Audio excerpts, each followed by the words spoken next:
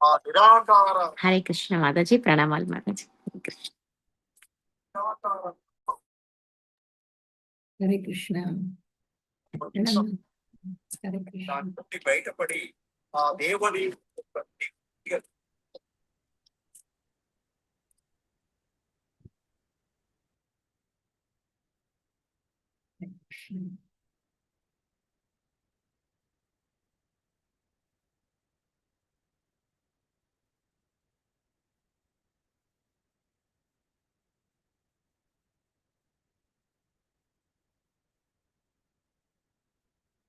హరే కృష్ణ.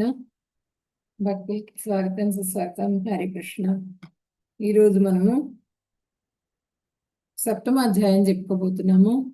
అంటే మొదట మనకి భగవద్గీతను 3 కాండలుగా విభజిస్తే ఫస్ట్దేమో కర్మయోగము, మధ్యదేమో భక్తి యోగము, లాస్ట్దేమో జ్ఞానయోగం. మనం కర్మయోగం మొత్తం కూడా చెప్పుకోవడం జరిగింది.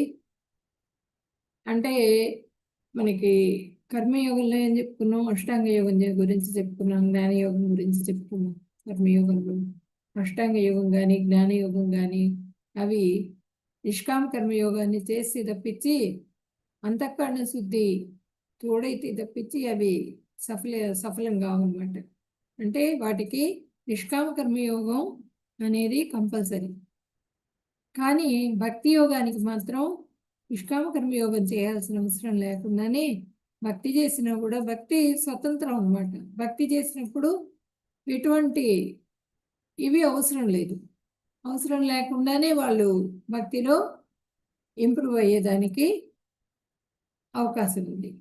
అన్నింటికన్నా కూడా, అన్ని యోగాల కన్నా కూడా భక్తి యోగమే శ్రేష్టమైంది మిగిలిన వాటికి అన్నింటికి కూడా, అన్నింటికన్నా కూడా అని చెప్పినని మనకి భగవంతుడు తేల్చి చెప్పేశారనమాట.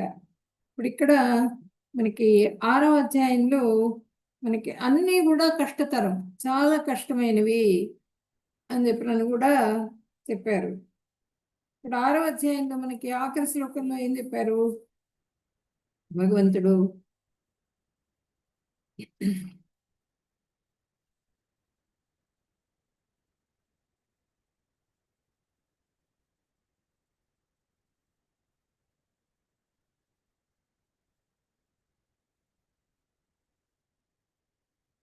ఆఖరి శ్లోకంలో 47వ శ్లోకంలో యోగినామపి సర్వేషాం మద్గతేన అంతరాత్మన శ్రద్ధావాన్ భజతే యుమాం సమే యుక్తతమో మతః అని చెప్పనని ఆఖరి శ్లోకంలో చెప్పడం జరిగింది. అంటే యోగులందరిలోకి ఎవరు శ్రేష్టమైన యోగి, అధికమైన విశ్వాసం శ్రద్ధ ఎవరికైతే ఉంటుందో నా మీద, అంటే ఆ భగవంతుడి మీద విశ్వాసము శ్రద్ధ ఉండి ఎవరైతే భక్తి యోగాన్ని ఆచరిస్తారో ఆ యోగి మాత్రమే శ్రేష్ఠుడైనటువంటి యోగి అని చెప్పినని నిన్నటి అధ్యాయంలో చెప్పారు. ఇన్ని అధికమైన విశ్వాసం నా యందుండి తనలో నన్నే తలుచుకుంటూ ఎప్పుడు కంటిన్యూస్గా 24/7 కంటిన్యూస్గా భగవంతుడిని తలుచుకోవాలి, భగవంతుడి నామాన్ని స్మరిస్తూ ఉండాలన్నమాట.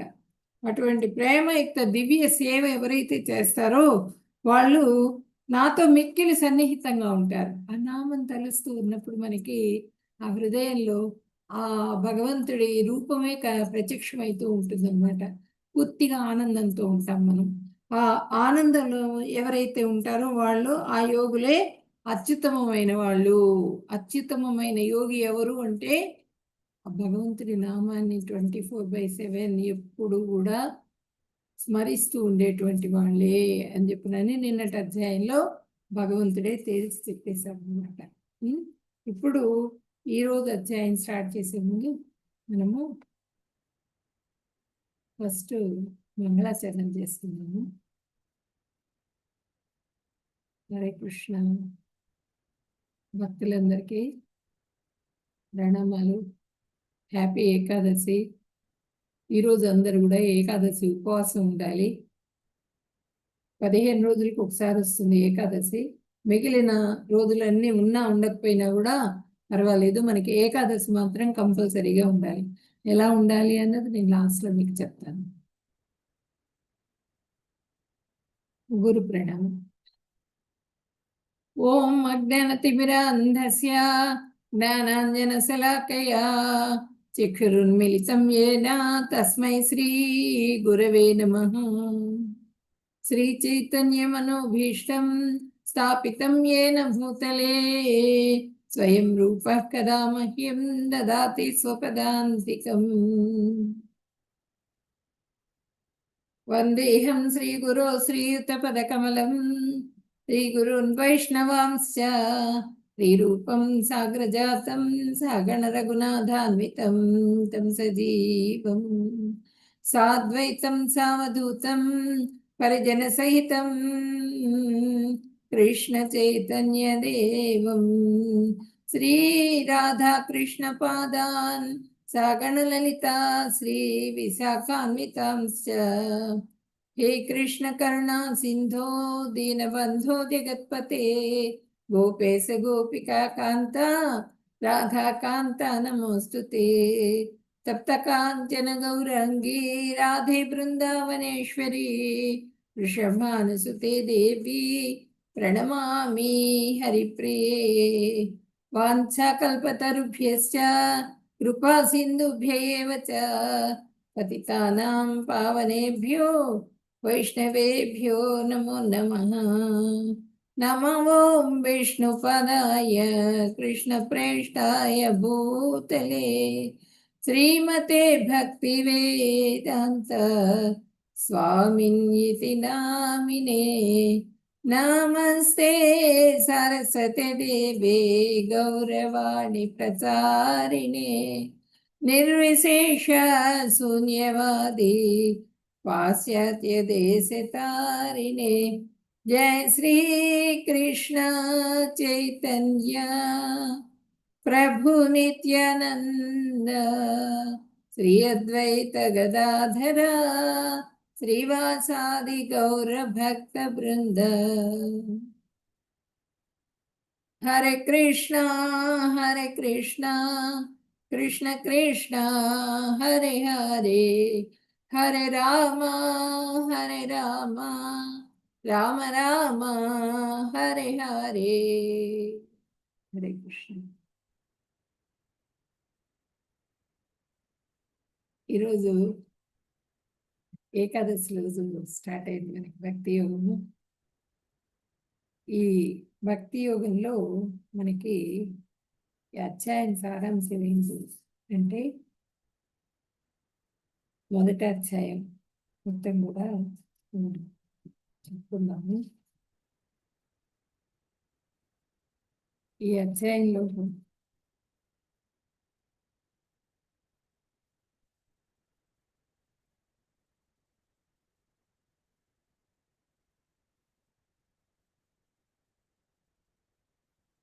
జ్ఞాన విజ్ఞానాలు శ్రవణంతో సిద్ధిస్తాయి అని చెప్పి 1 నుంచి 3వ శ్లోకం వరకు చెప్పుకుంటాము. తర్వాత 4వ శ్లోకం నుంచి 7వ శ్లోకం వరకు కృష్ణుడిని మించిన సత్యం మరొకటి లేదు అనే విషయాన్ని చెప్పుకుంటాము. తర్వాత 8వ శ్లోకం నుంచి 13వ శ్లోకం వరకు సమస్త పదార్థాల అస్తిత్వానికి కృష్ణ భగవానుడే కారణం అని చెప్పడం చెప్పుకుంటాము. తర్వాత 13 నుంచి 15 వరకు కృష్ణుని శరణ వేడని దుష్కృతుల గురించి చెప్పుకుంటాం. 16 నుంచి 19 వరకు సుకృతుల గురించి చెప్పుకుంటాం. కృష్ణుని ఎవరైతే శరణు వేడతారో వాళ్ళు సుకృతులు, వాళ్ళ గురించి చెప్పుకుంటాం. తర్వాత 20 నుంచి 23వ శ్లోకం వరకు అన్య దేవతారాధన గురించి, 24 నుంచి 28వ శ్లోకం వరకు కృష్ణుని సరైన పద్ధతిలో శరణు వేడేవాళ్ళు ఎట్లా వేడతారు అనే విషయాన్ని గురించి చెప్పుకుంటాం. 24 నుంచి 28వ శ్లోకం వరకు. ఇది ఈ అధ్యాయం మొత్తం కూడా సారాంశం అన్నమాట. ఈ శ్లోకాలన్నీ చెప్పుకుంటే ఈ అధ్యాయం సారాంశం చెప్పుకున్నట్లయితుంది.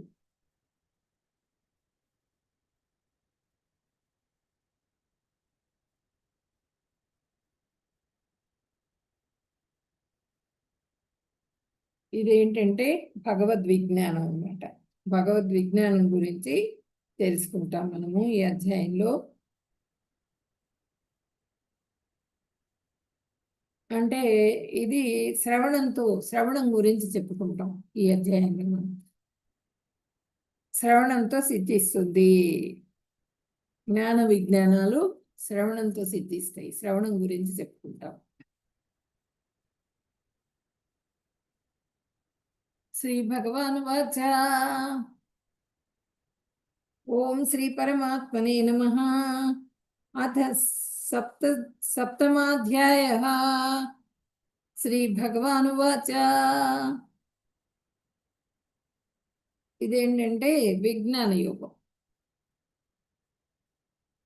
మయ్యాసక్త మనః పార్థ యోగం యుంజన్మదాశ్రయః అసంశయం సమగ్రం మాం యథా జ్ఞాస్యసి తచ్ఛృణు. తచ్ఛృణు అంటున్నారు ఇక్కడ చూడండి. తచ్ఛృణు అంటే నేను చెప్పేది విను, నువ్వు చెప్తున్నాను నేను, శ్రద్ధగా విను. మయ్యాసక్త మనః పార్థ, నాయందు ఆసక్తిని కలిగి ఉండు. మయ్యాసక్త, మై అంటే నాయందు, ఆసక్త మనః ఆసక్తి గల మనస్సు గలవాడవై. మనస్సు మొత్తం కూడా ఆసక్తితో నింపుకోమని చెప్తున్నారనమాట. ఓ పృథా కుమారా. పార్థ అంటే పృథ అంటే ఎవరంటే కుంతీదేవి కుమారుడు, పృథా కుమారుడు అర్జునుడు.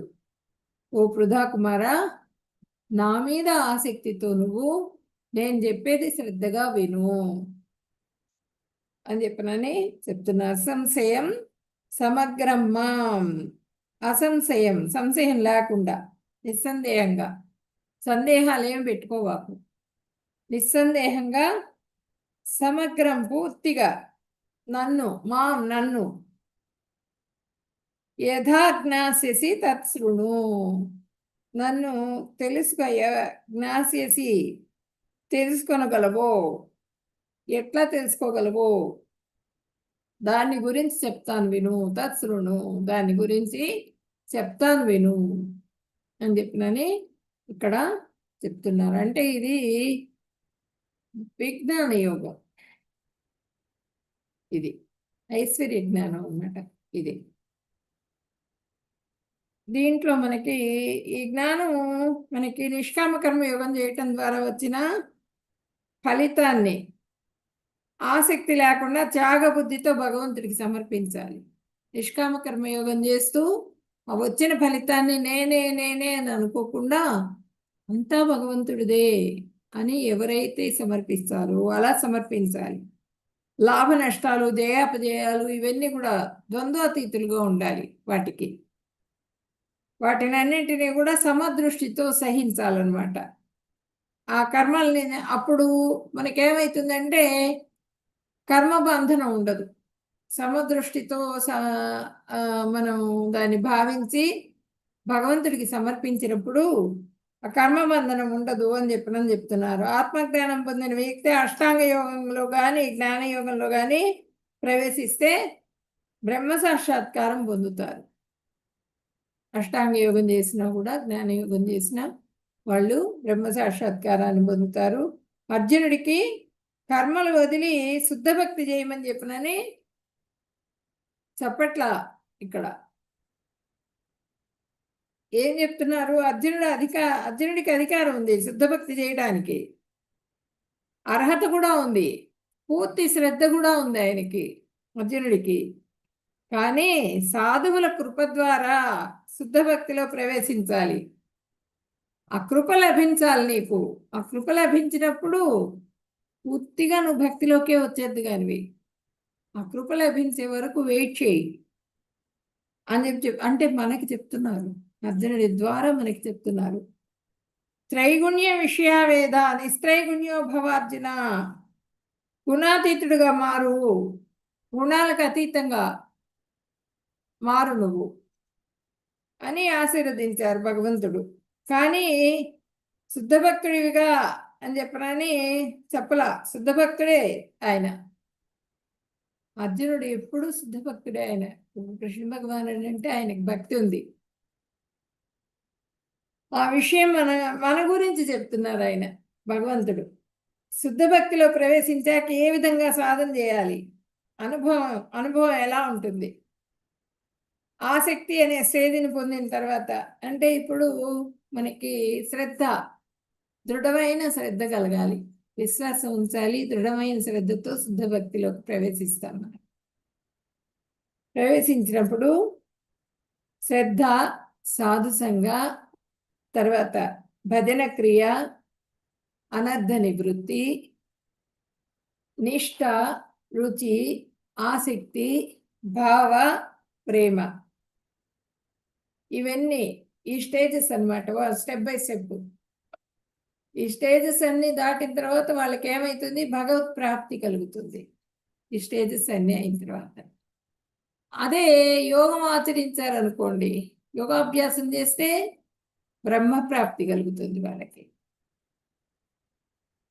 ఇక్కడేమో భగవత్ ప్రాప్తి కలుగుతుంది అన్నమాట.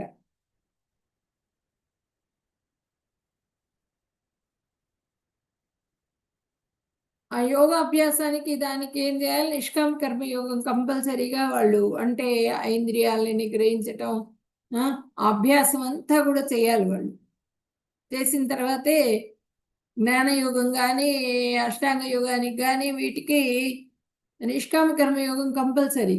దాంతోనే అవి సిద్ధిస్తాయి. కానీ భక్తి యోగానికి అవసరం లేదు. భక్తి యోగానికి ఆ కర్మలు చేస్తున్నప్పటికీ కూడా భగవంతుడి భక్తి చేసుకుంటూ ఉంటే కనుక ఆటోమేటిక్గా వాళ్ళకి అంతఃకల్మష శుద్ధి జరిగిపోతుంది అన్నమాట. భక్తులకి, భక్తి యోగం చేసే వాళ్ళకి మొదటి 6 అధ్యాయాలు కూడా మనం నిష్కామ కర్మయోగం గురించే చెప్పుకున్నాం. జ్ఞానయోగం, అష్టాంగ యోగం గురించి కూడా చెప్పారు. ఇవి నిష్కామ కర్మయోగం పైనే ఆధారపడి ఉంటాయి. ఈ 2 జ్ఞానయోగం కానీ, కర్మయోగం ఈ అష్టాంగ యోగం కానీ. మధ్య 6 అధ్యాయాలు భక్తి యోగం గురించి చెప్పబడింది. అంటే ఇక్కడ సాధనా భక్తి 2 రకాలు, వైది సాధనా భక్తి, రాగానుగ భక్తి. సాధనా భక్తి 1,000,000 మందిలో కూడా ఒక్కళ్ళు ఉంటారట రాగానుగ సాధన భక్తి చేసిన వాళ్ళు. వైదిక సాధన భక్తి అంటే భగవంతుడికి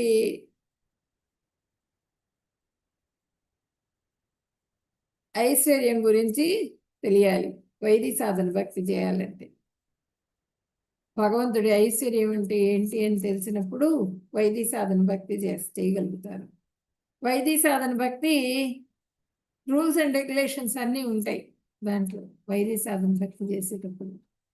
ఇప్పుడు మనకి ఉదాహరణకి యశోదామాత, ఆమె కూడా భగవంతుడిని ప్రేమగా చూస్తుంది, ఆమె కూడా సేవించింది. ఆమెది కూడా భక్తితో, ఆమె భక్తి కిందకే వస్తుంది. కానీ ఆమెదేంటి, ఆమె మన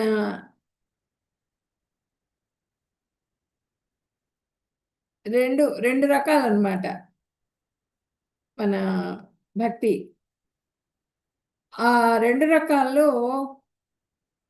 ఇప్పుడు మనకి ఒక ముద్ద తిన్నాం అనుకోండి, తుష్టి కలుగుతుంది. రెండవ ముద్ద తినేటప్పటికి పుష్టి కొంచెం బలం వస్తుంది.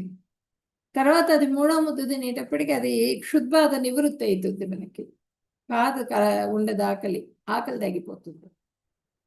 అదేవిధంగా ఆసక్తి స్టేజ్లో భగవంతుని శ్యామసుందర రూపం అనుభవం, పూర్తిగా అనుభవంలో కలుగుతుంది అనమాట. మనకి శ్యామసుందర రూపం స్పష్టంగా అనుభవం కలుగుతుంది ఆసక్తి స్టేజ్కి వచ్చేటప్పటికి. అన్యాభిలాషిత శూన్యం జ్ఞానకర్మాది అనావృతం ఆనుకూల్యస్య కృష్ణానుశీలనం భక్తి రుచితే. అన్య అభిలాషలు ఏవి లేకుండా, వేరే అభిలాషలు ఏవి ఉండకూడదు. ఉండకుండా భగవంతుణ్ణి సేవించాలి మనం. భౌతికమైన భుక్తి ముక్తి ఏమీ వద్దు నాకు, నీ పట్ల, నీ భక్తి పట్ల నాకు ప్రేమను కలుగజేయి. అని చెప్పినని ప్రార్థించాలి, కోరుకోవాలి. మనం జ్ఞాన కర్మలతో మన భక్తి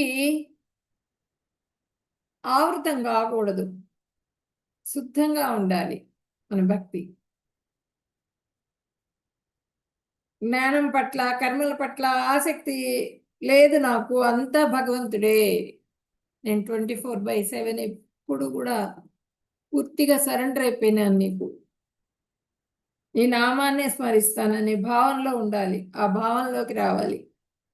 అన్నీ భగవంతుడే అనే భక్తి అన్నమాట, అది కలగాలి మనకి. అంటే వైదిక సాధన భక్తి చేయాలంటే టైం ప్రకారం సేవ, ఐశ్వర్య జ్ఞానం చేయాలి, టైం ప్రకారం ఉంటుంది అది వైదిక సాధన భక్తి అంటే. ఇప్పుడు మనకి రాగానుభక్తి అంటే ప్రేమతో సేవ. బృందావనవాసులు, గోపికలు, మళ్ళా యశోదమయ్య వీళ్ళందరూ ప్రేమతో సేవ చేశారు భగవంతుడికి. రాగానుగ భక్తి అంటే మాధుర్య భావన, అక్కడదంతా మాధుర్య భావన, ఇక్కడదంతా ఐశ్వర్య భావన. ఎక్కడిది? ద్వారకలోది. బృందావన వాసులదంతా కూడా మాధుర్య భావన. ఆ మాధుర్య భావన అంటే వాళ్ళేంటి, అది కృష్ణుడు లేనిదే మేము లేమని అనుకున్నారు, వాళ్ళు కూడా కృష్ణుడిదే లోకంగా బతికారు. యశోదామాత దగ్గరికి వెళ్ళాడు కృష్ణుడు, ఆమె అన్నం తింటూ ఉన్నది, రానా అన్న నీకు కూడా ఒక ముద్దు పెడతాను, ఆకలి అవుతుందా అని చెప్పినని, చాలా రుచిగా ఉంది అని చెప్పినని ఇలా కలిపేస్తాను, తింటున్న చేత్తోనే నోట్లో పెడుతుంది ఆయనకి. అంత ప్రేమ అనమాట, మాధుర్య భావన. ఒళ్ళో కూర్చోబెట్టుకుంటుంది ఆయన్ని, కూర్చోబెట్టుకుని ఆయనకి తినిపిస్తుంది, దండిస్తుంది, కర్ర పట్టుకుని ఎంబడబడుతుంది. ప్రేమ, మాధుర్యం. ఆయన తప్పు చేయకూడదు, ఆయన ఎవరు ఏమీ అనకూడదు, కంప్లైంట్స్ ఎవరు చేయకూడదు. తల్లితో తల్లిలాగా ఆమె ఏంటంటే అలా సేవ చేసింది మాధుర్యంగా, మాధుర్య భావంలో. అదే ఇక్కడ దేవకీదేవి దగ్గరికి వచ్చేటప్పటికి ద్వారకలు అదేంటంటే ఐశ్వర్య భావన, వైదిక సాధన భక్తి. టైం ప్రకారంగా నియమాలు. కృష్ణుడు రాగానే చేతులు కడుక్కోమంటాం, కాళ్ళు కడుక్కోమంటాం, కాళ్ళకి నీళ్ళు ఇవ్వటం, చేతులు తుడుచుకోవడానికి, కాళ్ళు తుడుచుకోవడానికి వస్త్రాన్ని ఇవ్వటం, తర్వాత మంచినీళ్ళు ఇవ్వటం, కూర్చోడానికి ఆసనాన్ని ఏర్పాటు చేయటం, చక్కగా వెండి కంచం పెట్టి దాంట్లో భోజనం పెట్టడం, ఒక టైం ప్రకారంగా అన్నీ అరేంజ్ చేయటం, ఇవన్నీ కూడా మాధుర్య భావన, ఈ ఐశ్వర్య భావన. మనం ఫస్ట్ ఐశ్వర్య భావనే నేర్చుకోవాలి. మనదంతా కూడా మనం వైదిక సాధన భక్తే చేయాలి, టైం ప్రకారంగా అన్ని నియమాలన్నీ పాటించాలి. అవన్నీ పాటించి మనం పూర్తిగా శుద్ధభక్తులుగా మారి ఆయనకి పూర్తిగా ఆయన కృప మనకు లభించిన తర్వాత అప్పుడు మనం గోలోకానికి చేరుకుంటాం, ఆయన పాదాల దగ్గరికి చేరుకుంటాం, ఆయన కృప లభించాలి.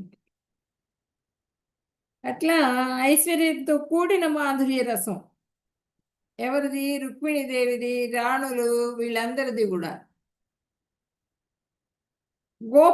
గోపికలది మాత్రం మాధుర్య భావన, రాగానుగ భక్తి వాళ్ళది.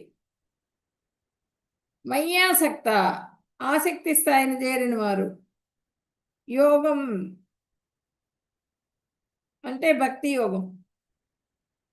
నన్ను జ్ఞాసేసి అనుభవం, తత్సృణు పొందుతావు.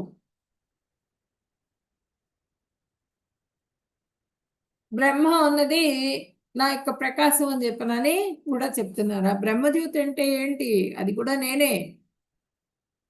యోగులు వెళ్ళేది కూడా, యోగులు అందులోకి వెళ్తారు, అక్కడ ముక్తిని పొందుతారు అని చెప్పాం. అష్టాంగ యోగం చేసిన వాళ్ళు బ్రహ్మప్రాప్తి. ఆ బ్రహ్మ అంటే ఎవరు? నేనే.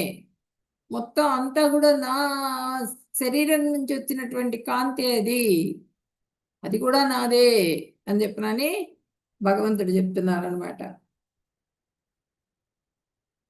ఈ నిష్కామ కర్మ యోగం చేసినందువలన జ్ఞానం ఏర్పడుతుంది, ఆత్మజ్ఞానం. ఈ జ్ఞానం భక్తులకు అవసరం లేదు, నిష్కామ కర్మయోగం అవసరం లేదు వాళ్ళకి. భక్తి మామూలుగా చేసుకుంటూ పోతూ ఉండటమే.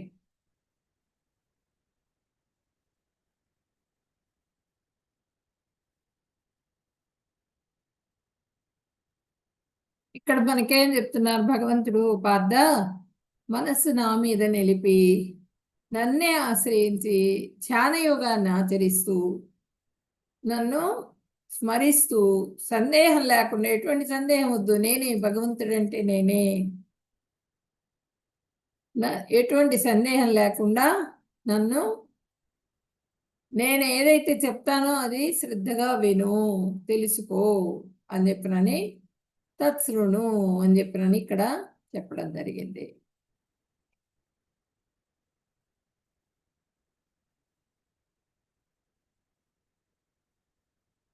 మనుష్యాణం సహస్రేషు కశ్చిత్ యతతి సిద్ధయే యతతామపి సిద్ధానాం కశ్చిన్మాం వేత్తి తత్వతః. ఎన్నో వేల మంది మనుషుల్లో ఏ ఒక్కడో యోగ సిద్ధి కోసం ప్రయత్నిస్తాడు. అలా ప్రయత్నించి పరిపూర్ణత సాధించిన వాళ్ళల్లో కూడా నన్ను నిజంగా తెలుసుకున్నవాడు ఏ ఒక్కడో ఉంటాడు. అష్టాంగ యోగము, జ్ఞానయోగము ఇవన్నీ కూడా ఆచరిస్తారు, కానీ ఆ సిద్ధి స్థితికి చేరిన వాళ్ళు ఎక్కడో ఒక్కళ్ళు ఉంటారు. వాళ్ళల్లో కూడా నన్ను తెలుసుకున్న వాళ్ళు, పరమాత్మ మీదే ధ్యానం ఉంచి చేసే వాళ్ళు కూడా చాలా తక్కువ ఉంటారు, ఎక్కడో ఒక్కళ్ళే ఉంటారు. అలా చేసిన వాళ్ళు నన్ను చేరుకుంటారు. అలా నన్ను తెలుసుకున్న వాళ్ళు తప్పకుండా నన్ను చేరుకుంటారు, కానీ అలా చేసేవాళ్ళు ఏ ఒక్కళ్ళో ఉంటారు. అలాగే ఇప్పుడు మనకి ఇక్కడ ఉదాహరణకి ఏంటంటే, మనకి అన్ని ఆటల పోటీలు పెడతారు, రన్నింగ్ చేస్తూ ఉంటారు, రన్నింగ్ రేస్కి వెళ్తూ ఉంటారు. రన్నింగ్ రేస్లో మనకి అందరూ పాల్గొంటారు రన్నింగ్ రేస్లో, కానీ ఏ ఒక్కళ్ళు మాత్రమే విజయాన్ని సాధిస్తారు.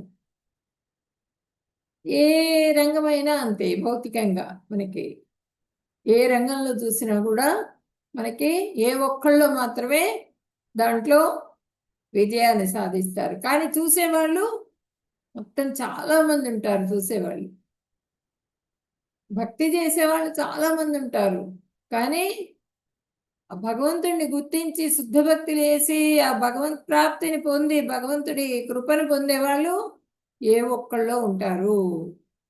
కోట్లాది మంది, మనుష్యానం సహస్రేషు, కోట్లాది మంది. ఇప్పుడు క్లాసెస్లో కూడా చాలా మంది చేరుతారు, ఫస్ట్ ఇంట్రెస్ట్గా చేరుతున్నామని చేరుతారు, కానీ లాస్ట్కి వచ్చేటప్పటికి కొంతమందే నిలబడతారు. ఇప్పుడు జల్లెడతో జల్లించినట్టే ఇసుక జల్లిస్తున్నాం, ఆ మంచి ఇసుకంతా కిందకి దిగిపోతుంది, రాళ్ళు అవన్నీ కూడా పైన నిలబడతాయి.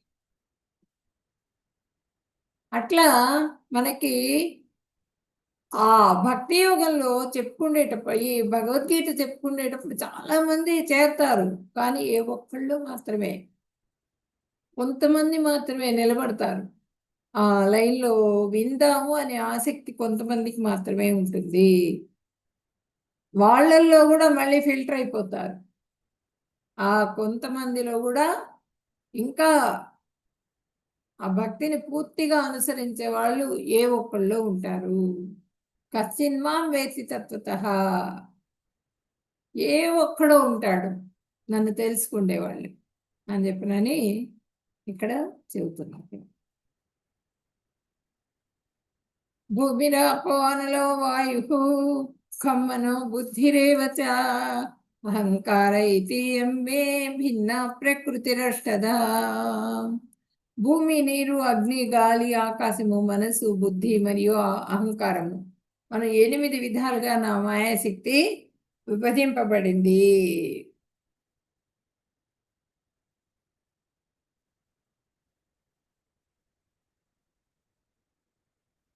భూమి అంటే ఏంటంటే పంచ జ్ఞానేంద్రియాలు.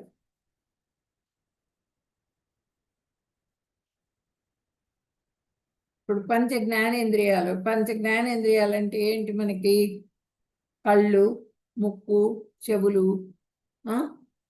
మళ్ళనేమో మన స్కిన్, ఇదంతా పంచ జ్ఞానేంద్రియాలు.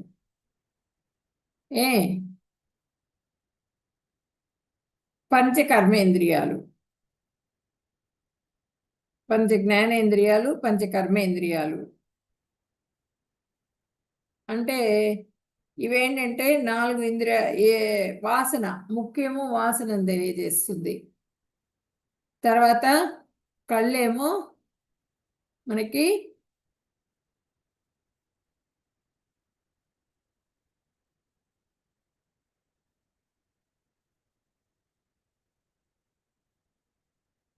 అంటే భూమి, గాలి, నీరు, అగ్ని, ఆకాశం.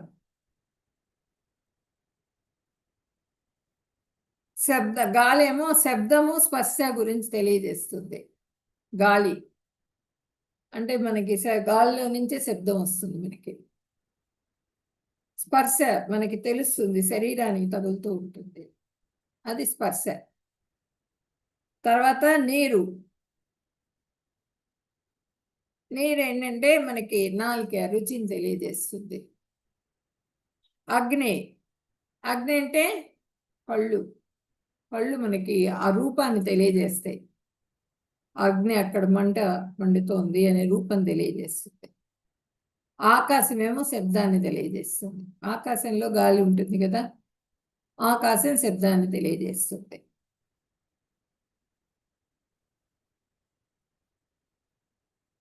ఇదేంటంటే చాలా ముఖ్యమైన శ్లోకం.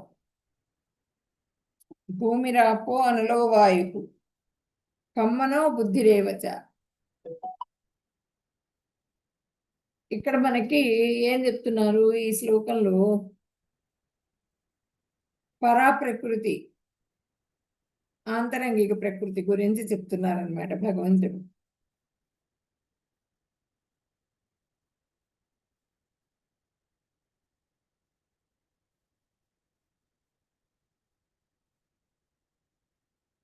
భూమి, జలము, అగ్ని, వాయువు, ఆకాశం అంటే మనస్సు, బుద్ధి, అహంకారం.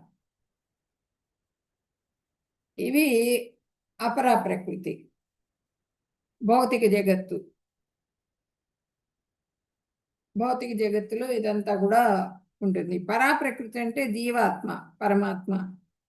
ఇవి పరాప్రకృతి.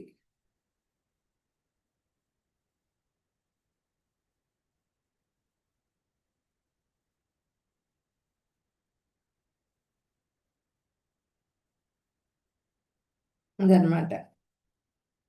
ఓ మహాబాహు అయిన అర్జున, ఇవి కాక నాకు జీవులందరితో కూడిన ఉన్నతమైన శక్తి ఇంకొకటి ఉన్నది. ఈ జీవులు భౌతికము, న్యూనము అయిన ఈ ప్రకృతి యొక్క వనరులను ఉపయోగించుకుంటున్నారు. ఈ వనరులన్నీ కూడా మనం ఉపయోగించుకుంటున్నాము, ఈ ప్రకృతి మొత్తం కూడా మనం ఉపయోగించుకుంటున్నాము అని చెప్పినని చెప్తున్నారు ఇక్కడ. మనసు, బుద్ధి, అహంకారం అను 8 విధాలుగా నా మాయాశక్తి విభజింపబడింది అని చెప్పినని ఇక్కడ చెప్పారు భగవంతుడు.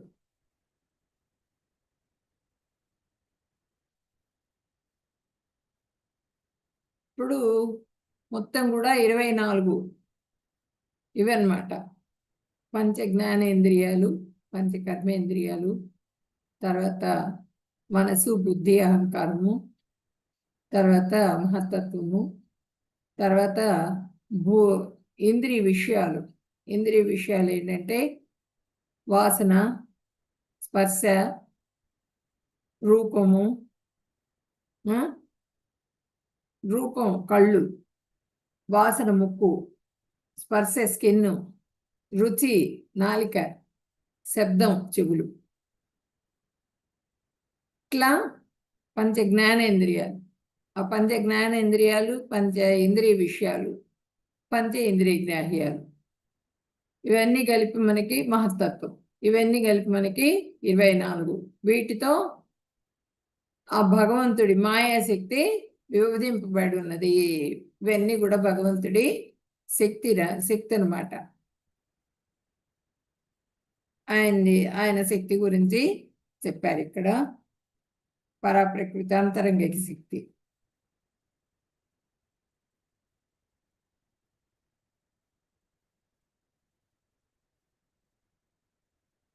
అపరేమితస్త్వన్యాం ప్రకృతిం విద్ధి మే పరాం జీవభూతం మహాబాహో ఏదం ధరితే జగత్. ఓ అర్జున, ఇప్పుడు చెప్పింది అపరా ప్రకృతి. జీవరూపమైన ఈ జగత్తు అంతటిని ధరిస్తున్న నా మరో ప్రకృతి ఇంతకంటే మేలైనదని తెలుసుకో. ఈ జగత్తును అంతటిని ధరిస్తున్న నా మరో ప్రకృతి ఉంది, అది ఇంతకంటే ఇంకా దీనికన్నా కూడా పరమైంది. అది నాది. ఈ రెండు ప్రకృతులకు నేనే కారణం అని భగవంతుడు చెప్తున్నారనమాట. నేనే కారణము. ఇప్పుడు పరాప్రకృతి అపరాప్రకృతి గురించి చెప్పారు మనకి. అంటే అపరాప్రకృతి అంటే మన భౌతిక ప్రకృతి. అపరాప్రకృతి గురించి చెప్పాను. దీనికన్నా కూడా మేలైన ప్రకృతి పరాప్రకృతి ఉంది.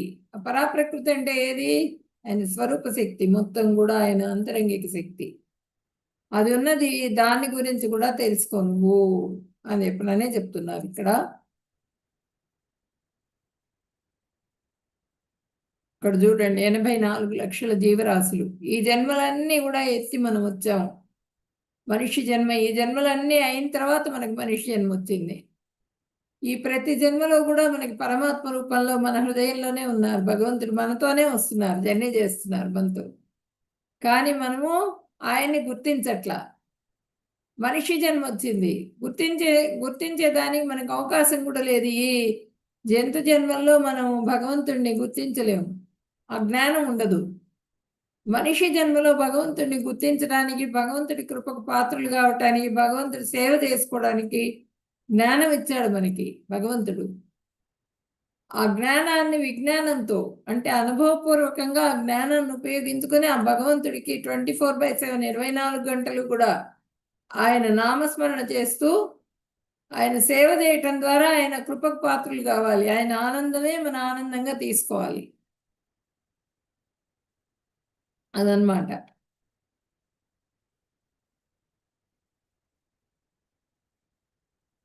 మత్తపరతరం నాణ్యేత్ కించిదస్తి ధనంజయ మయి సర్వమిదం ప్రోతం సూత్రే మణిగణ ఇవ. ఓ ధనంజయ, నాకంటే శ్రేష్టమైన సత్యం ఇంకొకటి లేదు. ముత్యాల హారం దారం కలిపి నిలిపినట్టుగా ఈ సమస్త జగత్తు నాపైనే ఆధారపడి ఉన్నది. ఈ జగత్తు మొత్తం నా మీదే ఆధారపడి ఉన్నది. ఆ ముత్యాలని హారం ఎట్లా అయితే, ఆ హారంలో ఏం కనిపిస్తాయి? ముత్యాలే కనిపిస్తాయి, పైన దారం కనిపించదు. ఆధారం ఏది ఉంది? దారం. దారం ఆధారం లేకపోతే ముత్యాలన్నీ చెల్లా చెదురుగా పడిపోతాయి. ఆ ఆధారాన్ని గుర్తించట్లా. ఆధారం ఎవరు? భగవంతుడు. భగవంతుడే అన్ని. ఇప్పుడు మనం ఈ భూమి మీద ఈ విధంగా నిలబడి ఉన్నామంటే శక్తి, ఆయన శక్తి, స్వరూప శక్తి. గాలిలో కానీ, నీటిలో కానీ, ఆకాశంలో శబ్దంలో కానీ, అన్నింటిలో కూడా భగవంతుడు నిండున్నారు. మన చుట్టూ కూడా సర్వవ్యాపి ఆయన. ఆ విషయాన్ని గుర్తించాలి. అది కనిపించట్లేదు కదా. నువ్వు పక్కన ఇందుగలడు అందులేడని సందేహం వలదు. చక్రి సర్వోపగతుండై ఎందెందు వెదకి చూసిన అందందేగలడు. ఎక్కడెక్కడ చూస్తే అక్కడ అన్ని చోట్ల ఉన్నారు భగవంతుడు. లేని ప్రదేశం లేదు. ఓ ధనంజయ, ఆ ధనాన్ని జయించావు నువ్వు. ఆ రాజసూయ యాగం చేసినప్పుడు ధనం లేదు వాళ్ళ దగ్గర. అప్పుడు అన్ని వైపులకి వెళ్ళాడు అర్జునుడు. వెళ్ళి ధనాన్ని జయించుకొని వచ్చాడు ఆ రాజసూయాగం చేయటానికి. అంత గొప్పవాడివి నువ్వు. ఈ విషయం తెలుసుకో, నువ్వు నాకంటే శ్రేష్టమైన సత్యం ఇంకొకటి లేదు అంటే మనకి చెప్తున్నారు. నేను గొప్ప, నేను ఇంత గొప్పవాడిని, ఇంత తెలివిగల వాడిని అనుకుంటావు నువ్వు. నేను ఈ తెలివితేటలు ఏంటంటే, నువ్వు నన్ను గురించి తెలుసుకో, నీ తెలివితేటలను ఉపయోగించి. నేనేంటి అన్నది తెలుసుకో. ఒక ఆధారం అనేది ఉన్నది. ఆధారం ఎవరు అంటే నేనే. ఈ మొత్తం అన్ని జగత్తులో మొత్తం చాలా కోట్ల లోకాలు ఉన్నాయి. ఈ గ్రహాలన్నీ ఉన్నాయి. ఈ గ్రహాలన్నీ వాటి కక్షలో అవి నిలవడానికి ఆధారం ఎవరు? నేనే. నా శక్తి ఆధారం. లేకపోతే అవి పడిపోతాయి, వినాశనం అయిపోతుంది మొత్తం కూడా. ఆ ఆధారం అనేది ఏంటి అన్నది తెలుసుకో నువ్వు అని చెప్పనని ఇక్కడ చెప్తున్నారు. ఒక పూలదండ ఉంటుంది, పూలు గుచ్చుతాం, ఫ్లవర్స్ చక్కగా అందంగా కనిపిస్తాయి, కానీ దాని ఆధారం ఎవరు? దారం ఆధారం కదా. ఇప్పుడు ఒక అందమైన నది ప్రవహిస్తున్నది. ఆ సృష్టికర్త ఎవరు? ఆ నదిని సృష్టించిన వాడెవరు? మనం చక్కగా ఒక గ్లాసులో నీళ్లు తీసుకొని తాగుతున్నాం. ప్రాణం పోతున్నది, నాకు నీళ్లు తాగకపోతే నీళ్లు కావాలంటాం. ఆ ప్రాణశక్తి ఎవరు ఇస్తున్నారు? భగవంతుడే. ఆ రుచిని ఎవరు ఇస్తున్నారు? భగవంతుడే. దాని వెనకాల ఎవరున్నారు? భగవంతుడి శక్తి ఉన్నది, స్వరూప శక్తి అయింది. దాని మూలంగానే మొత్తం అంతా కూడా మనము హ్యాపీగా ఆనందంగా ఉండగలుగుతున్నాం. ఈ సమస్త జగత్తు నా పైననే ఆధారపడి ఉన్నది. రుచి జలం, వెలుగు సూర్యచంద్రులు, ఓం వైదిక మంత్రాలలో, శబ్దం ఆకాశం, సామర్థ్యం మానవుడు, సువాసన భూమి. భూమి ఎక్కడో వర్షం కురుస్తూ ఉంటుంది. అక్కడెక్కడో వర్షం కురుస్తున్నట్లుంది, ఇక్కడ మనకి తెలుస్తుంది. ఎలా తెలుస్తుంది? భూమి వాసన వస్తుంది, భూమిలో నుంచి మంచి స్మెల్ వస్తుంది. అప్పుడు వర్షం కురుస్తోందని తెలుస్తుంది. భూమి మీద కాస్త నీళ్లు పోస్తే వాసన వస్తుంది, మనకి మంచి వాసన వస్తుంది. అట్లాగే అగ్ని వేడిమి. జీవించే జీవుల్లో తపస్సు ఎవరిది అంటే భగవంతుడి శక్తే. తపస్సులలో తపస్సు, జీవించే జీవుల్లో జీవనం. మనం ఈ విధంగా హ్యాపీగా జీవించగలుగుతున్నాం అంటే ఆ ప్రాణశక్తి ఎవరిది అంటే భగవంతుడిది. బుద్ధిశాలులలో బుద్ధి, పరాక్రమవంతుల్లో శక్తి, పరాక్రమ శక్తి, బలవంతులలో బలం, ధర్మసూత్రాలలో విరుద్ధముగా లేని మైథునం. అంటే ఆ మైథున శక్తి కూడా నాదే, కాకపోతే ధర్మసూత్రాలకు విరుద్ధంగా ఉండకూడదు, విహితంగా ఉండాలి. ఒక చక్కగా వివాహం చేసుకుని గృహస్థిగా మారి ఒక భార్యతో ధర్మం ప్రకారంగా వాళ్ళు సంసారం చేయాలి. ఆ మైథున శక్తి ఎవరిది అంటే నాదే అని చెప్పనని భగవంతుడు చెప్తున్నారు ఇక్కడ.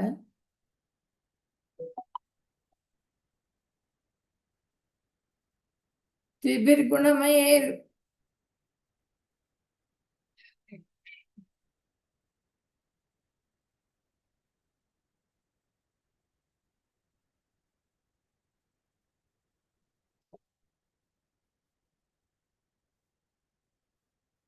त्रिभिर्गुणमयैर्भावैः रेभिः सर्वमिदं जगत् मोहितं नाभिजानाति मामेभ्यः परम् अव्ययम्.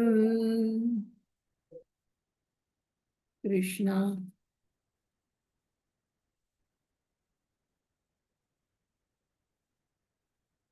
సత్వగుణము, రజోగుణము, తమోగుణము అనే 3 గుణాల ద్వారా మోహితులైన మొత్తం ప్రపంచం ఈ గుణాలకు అతీతుడనగు నన్ను నశింపులేని వాణ్ణి అయిన నన్ను తెలుసుకోలేకపోతున్నారు. గుణాతీతుడు భగవంతుడు.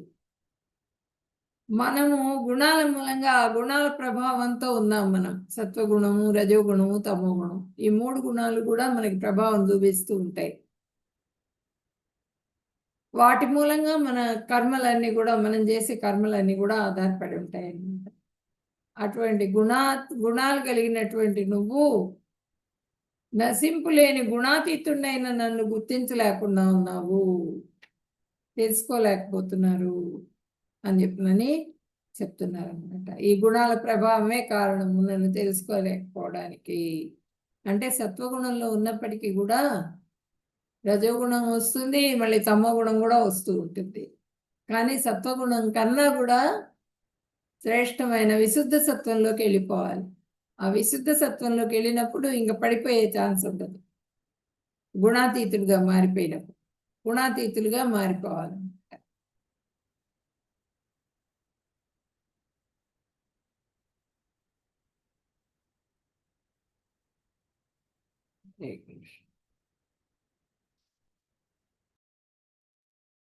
దైవీశేష గుణమయీ మమ మాయా దురత్యయా మామేవ ఏ ప్రపద్యంతే మాయామే తాం తరంతి తే.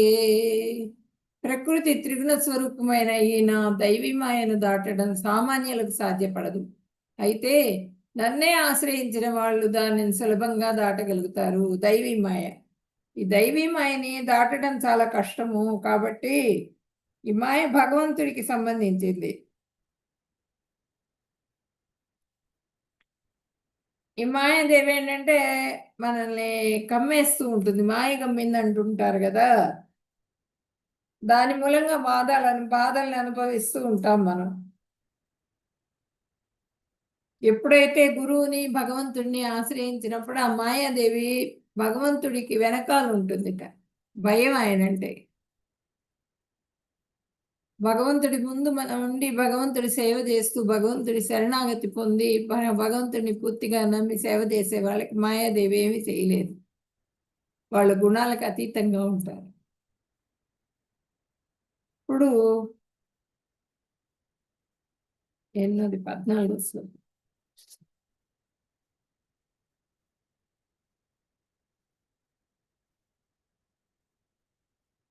ఈ 3 గుణాలతో కూడినటువంటి భావాలన్నీ కూడా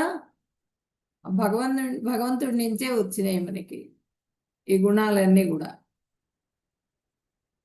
కానీ ఆయన గుణాతీతుడు. భగవంతుడి నుంచి వచ్చినప్పటికీ కూడా ఆయన గుణాతీతుడు. మనం ఈ సముద్రాన్ని ఈత్తున్నాం, ఏదన్నా కష్టం వచ్చింది, కష్టం వచ్చినప్పుడు మనము భగవంతుడిని గుర్తుపెట్టుకోము. ఈ విధంగా చేస్తే తీరుతుందా, ఈ విధంగా చేస్తే తీరుతుందా అని చెప్పినని మనం ఎట్లా బయటపడాలని ఆలోచిస్తూ ఉంటాం. కానీ ఆ భగవంతుడిని ఎప్పుడు నమ్ముతామో పూర్తిగా మనం శరణాగతి ఎవరైతే వేడతారో, పాదాలు పట్టుకుంటారో వాళ్ళు మాత్రమే భగవంతుడు వాళ్ళకు గుర్తొస్తారు అనమాట. ఎప్పుడు కంటిన్యూస్గా భగవంతుడి నామస్మరణ చేస్తూ ఉంటారు. ఆ చేసే వాళ్ళని ఆ విధంగా గరుత్మంతుడి భుజస్కంధాల మీద వస్తారనమాట. భగవంతుడు వచ్చి వాళ్ళని తన దగ్గరికి చేర్చుకుంటారు, తన లోకానికి డైరెక్ట్గా తీసుకెళ్ళిపోతారు భగవంతుడు. శుద్ధ భక్తుల్ని లేని వాళ్ళు ఇక్కడే ఉంటూ వాళ్ళు మళ్ళీ జన్మల్ని తీసుకుంటూ ఉంటారు.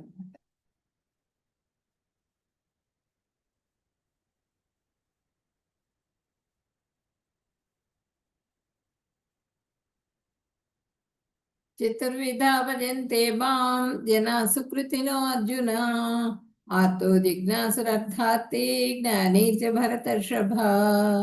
ఓ భరతవంశ శ్రేష్ఠుడా, ఆపదలో ఉన్నవాడు అంటే ఆర్తి, ఆత్మజ్ఞానం తెలుసుకోగోరేవాడు జిజ్ఞాసువు, సిరి సంపదలు కోరేవాడు మరియు ఆత్మజ్ఞానం కలిగిన వాడు అని 4 రకాల పుణ్యపురుషులు నాకు భక్తి సేవ చేయటం ప్రారంభిస్తారు.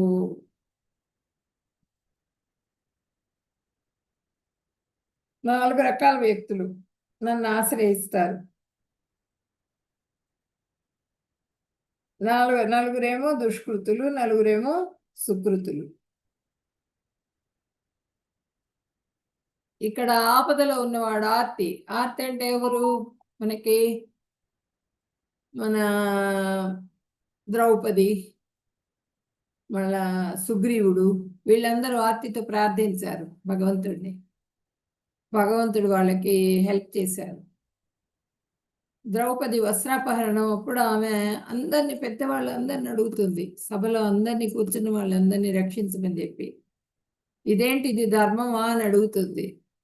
ఎవ్వరూ సమాధానం చెప్పరు.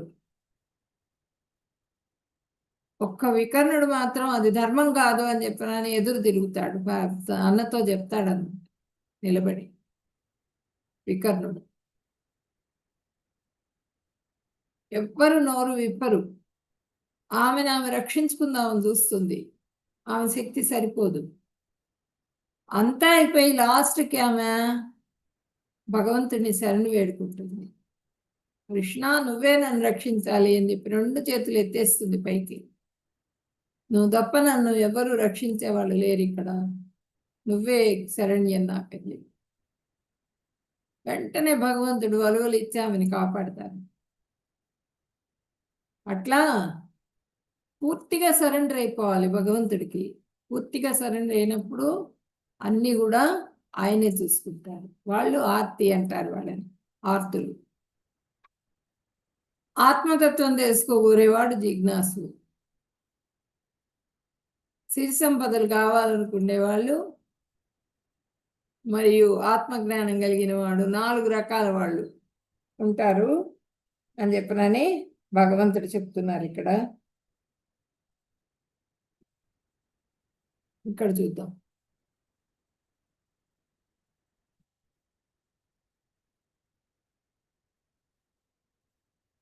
ఇక్కడ చూడండి, గజేంద్రుడు ప్రార్థించాడు. అంటే నా అంతవాడు లేడని పొలంలో దిగాడు భార్యలతో అందరితో కూడా. గజేంద్రుడు పూర్వజన్మలో చాలా భక్తుడు అనమాట. ఆయనకి ఆఖరి క్షణంలో గుర్తుకొస్తుంది ఎవరు, భగవంతుడు గుర్తుకొస్తాడు.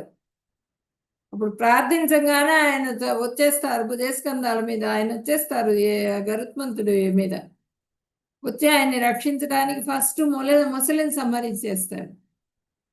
సంహరించిన తర్వాత గజేంద్రుడు ప్రార్థిస్తాడు, నాకు ఇంక జన్మొద్దు, నన్ను నీ దగ్గరికి చేర్చుకోమని చెప్పనని.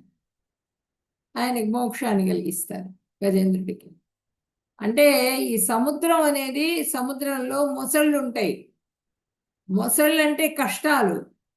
ఆ కష్టాలు మనల్ని పట్టుకొని పీడిస్తూ ఉంటాయి, రక్తం కారిపోతూ ఉంటుంది. అయినా సరే మనం భగవంతుడిని గుర్తించం.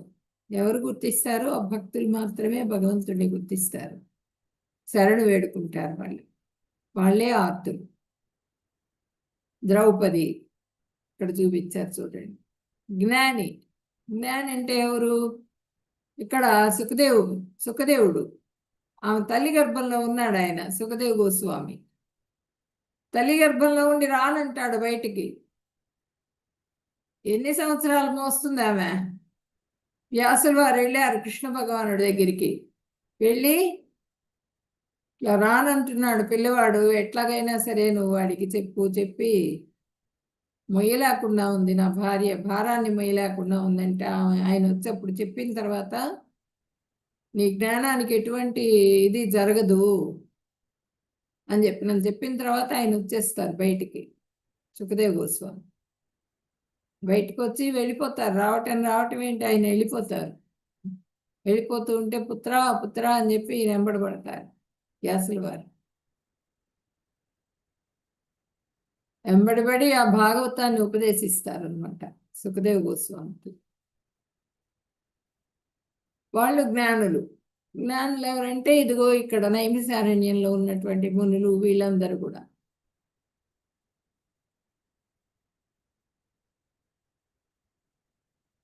తత్వ జిజ్ఞాసులు వీళ్ళు. ఆర్తో అర్ధార్థి, జ్ఞాని, తత్వ జిజ్ఞాసి.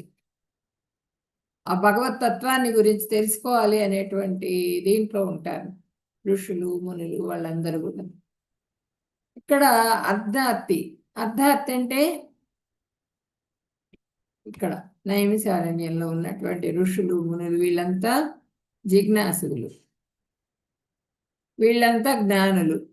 పరీక్షిత్ మహారాజు వీళ్ళందరూ కూడా ఆ సుఖదేవ్ గోస్వామి చెప్పిన భాగవతం వినడంలో వాళ్ళు నిమగ్నమై ఉంటారనమాట. ఇక్కడ అర్ధార్థి అంటే ఎవరు? ధ్రువుడు అనమాట.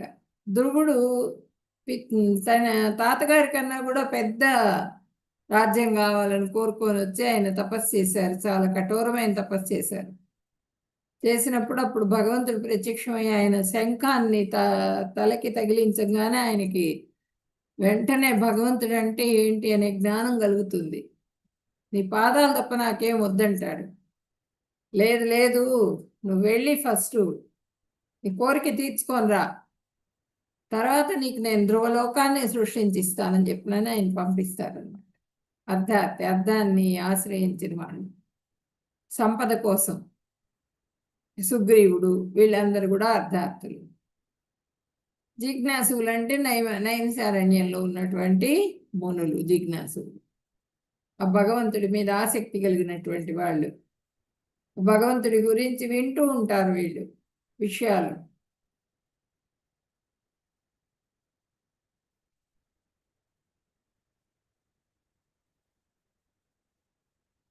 తేషాం జ్ఞానే నిత్యయుక్తః ఏకభక్తిర్విశిష్యతే ప్రియో హి జ్ఞానినోత్యర్థం అహం సచ మమ ప్రియః. ఈ నలుగురిలో నిత్యము భగవంతుడిని భక్తితో భజించే ఆత్మజ్ఞాని అత్యుత్తముడు. అలాంటి జ్ఞానికి నేను ప్రియమైన వాడిని, నాకు అతను ఎంతో ప్రియమైన వాడు. ఆత్మజ్ఞాని. ఆత్మజ్ఞాని అంటే ఎవరు? ఆత్మ అంటే ఏంటి, శరీరం అంటే ఏంటి అనేది తెలుసుకున్నవాడు. ఈ దేహం క్షరం, ఆత్మ నిత్యం. ఆత్మ ఏం కోరుకుంటుంది? భగవంతుడి సేవ కోరుకుంటుంది అని చెప్పి ఎవరైతే తెలుసుకుంటారో, నేను దేహం కాదు ఆత్మని అని తెలుసుకున్నవాడు ఆత్మజ్ఞాని. అటువంటి ఆత్మజ్ఞాని అత్యుత్తముడు అని చెప్పి చెప్తున్నారు. అలాంటి జ్ఞానికి నేనెంతో ప్రియమైన వాడిని. ఆత్మానందం ఎప్పుడు వస్తుంది? భగవంతుడి సేవలో వస్తుంది. వాళ్ళకి నేనంటే ఎంత ఇష్టమో నాకు కూడా వాళ్ళంటే అంతే ఇష్టము అని చెప్పినని భగవంతుడు ఇక్కడ చెప్తున్నారు.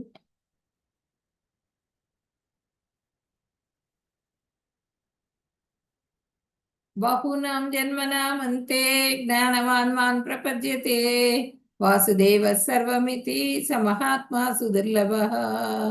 అనేక జన్మలు ఆచరించిన పుణ్యకర్మల ఫలితంగా జ్ఞాని చివరికి జగత్తు సర్వము వాసుదేవమయం అని చెప్పినని జ్ఞానంతో నన్ను ఆశ్రయిస్తాడు. ఈ లోకంలో అలాంటి మహానుభావులు చాలా అరుదు. ఈ జ్ఞానులు ఏంటంటే ఆత్మతత్వాన్ని తెలుసుకొని ఉంటారు. ఆత్మజ్ఞానం ఉన్నటువంటి ఆత్మజ్ఞాని భగవంతుడు అంటే ఏంటి అన్నది తెలుసుకొని జగత్తులో ఆ భగవంతుడు వాసుదేవమయం మొత్తం కూడా అనేటువంటి విజ్ఞానాన్ని కలిగి ఉంటారు. అనుభవ జ్ఞానాన్ని కలిగి ఉండి వాళ్ళు ఏం చేస్తారు? ఈ లోకంలో అట్లాంటి వాళ్ళు చాలా తక్కువ మంది ఉంటారు. ప్రభుపాదులు వారిని చూపిస్తున్నారు మనకి ఇక్కడ.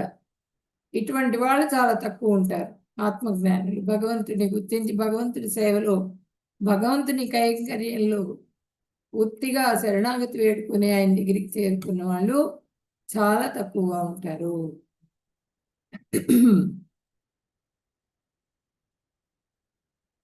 అవ్యక్తం వ్యక్తిమాపన్నం మన్యంతే మామ బుద్ధయః పరం భావమజానంతో మమావ్యయం అనుత్తమం. నన్ను సంపూర్ణంగా తెలియని తెలివిలేని జనులు నేను ఇంతకుముందు నిరాకారానిగా ఉండి ఇప్పుడు ఈ రూపాన్ని పొందినాను అని తెలుస్తారు. వారి అల్పజ్ఞానం కారణంగా నా ఉన్నత స్వభావం వారికి తెలియదు.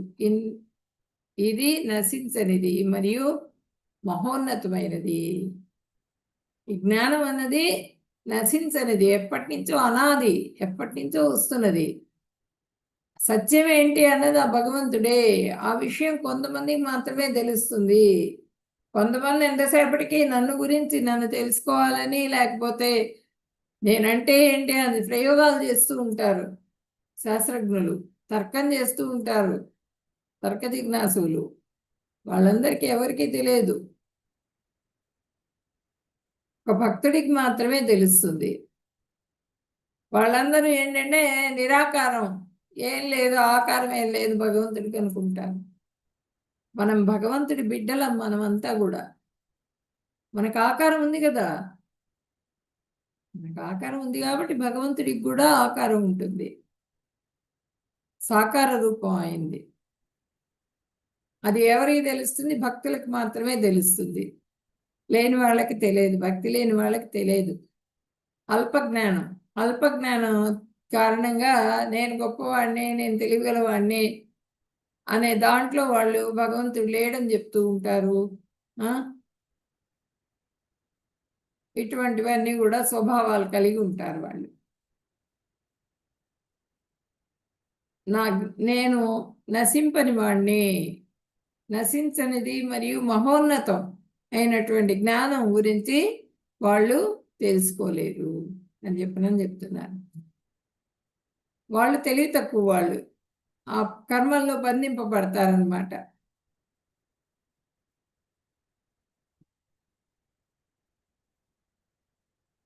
కొన్ని శ్లోకాసే చెప్పగలుగుతున్నాను, ఎందుకంటే సమయాభావం. అప్పుడే 7 అయిపోతున్నది చూడండి, 7 అయిపోయింది. మీకు సెకండ్ లెవెల్లో మొత్తం అన్ని శ్లోకాస్ అన్ని కూడా ఎక్స్ప్లెయిన్ చేస్తారు.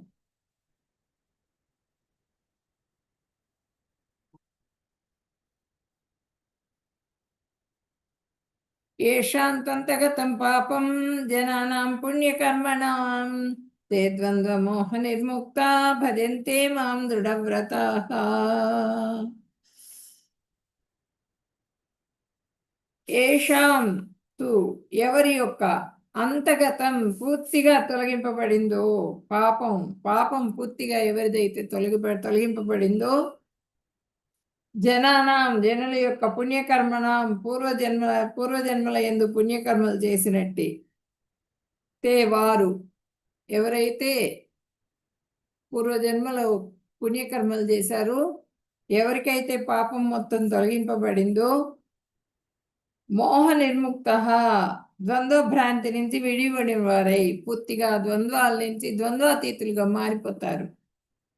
భక్తియుక్తమైన సేవతో భజిస్తారు వాళ్ళు. నన్ను దృఢమైన విశ్వాసంతో మనోనిశ్చయం కలిగిన వాళ్ళకి అయి ఉండి నన్ను పూర్తిగా భజింపగలుగుతారు అని చెప్పినని భగవంతుడు ఇక్కడ చెప్తున్నారు. పూర్వజన్మలోను ప్రస్తుత జన్మలోను భక్తితో వ్యవహరించిన వ్యక్తులు వారి పాపాత్మకమైన చర్యలు పూర్తిగా నిర్మూలించబడి మాయ యొక్క ద్వంద్వత్వం నుంచి విముక్తి పొంది, మాయ యొక్క ద్వంద్వత్వం అంటే సుఖ దుఃఖాలు, మానవమానాలు, ఇవన్నీ మాయా ప్రభావం మూలంగా కలుగుతాయి మనకి, మాయాదేవి మూలంగా.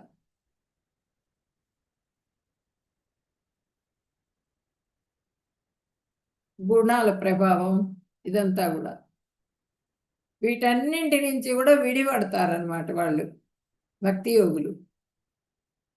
ఎట్లా విడిపడతారు? ఆ భగవంతుడు సేవ చేసుకోవటం ద్వారా వాళ్ళు ద్వంద్వాతీతులుగా మారి వాళ్ళు ఆయన సేవలోనే నియుక్తమై ఉంటారు. ఆ సేవలో ఎంత ఆనందం అన్నది వాళ్ళకి తెలిసి ఉంటుంది అనుభవపూర్వకంగా.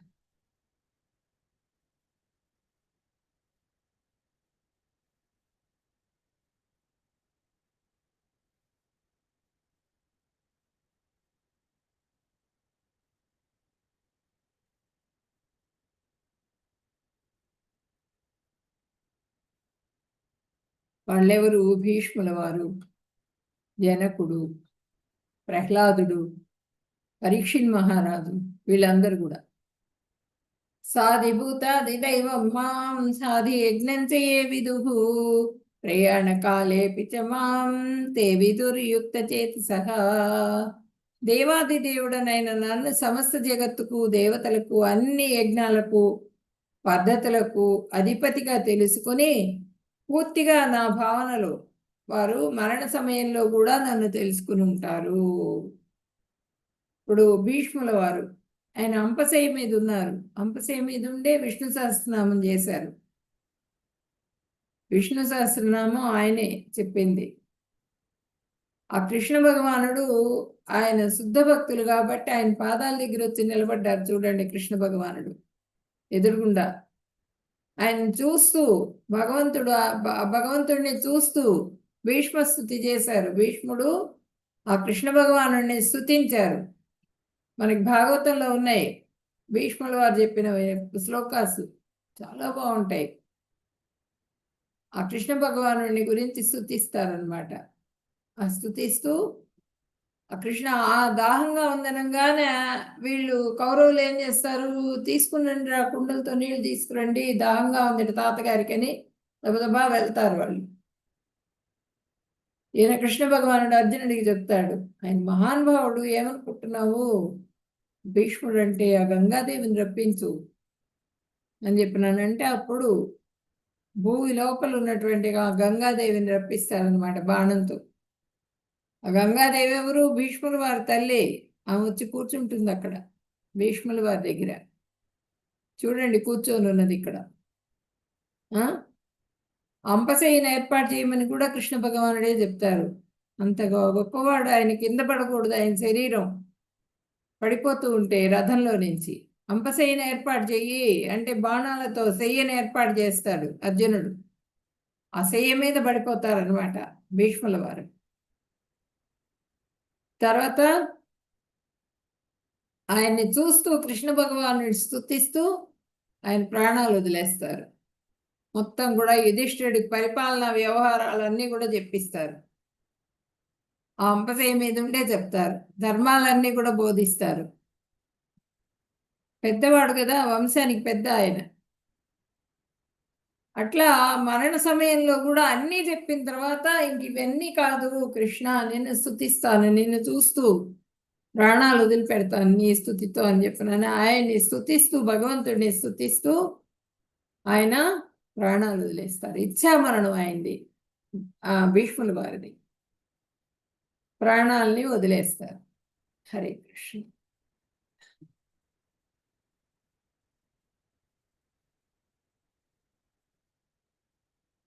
వాంఛా కల్పతరుభ్యశ్చ కృపా సింధుభ్యేవ చ పతితానాం పావనేభ్యో వైష్ణవేభ్యో నమో నమః. హరే కృష్ణ కృష్ణ కృష్ణ హరే హరే, హరే రామ రామ రామ హరే హరే. హరే కృష్ణ. భక్తులందరికీ ప్రణామాలు. హరే కృష్ణ. అందరికీ కూడా ధన్యవాదాలు. హరే కృష్ణ మ్యామ్. ఒక్క నిమిషం. హరే కృష్ణ వస్తుంది. హరే కృష్ణ మాతాజీ.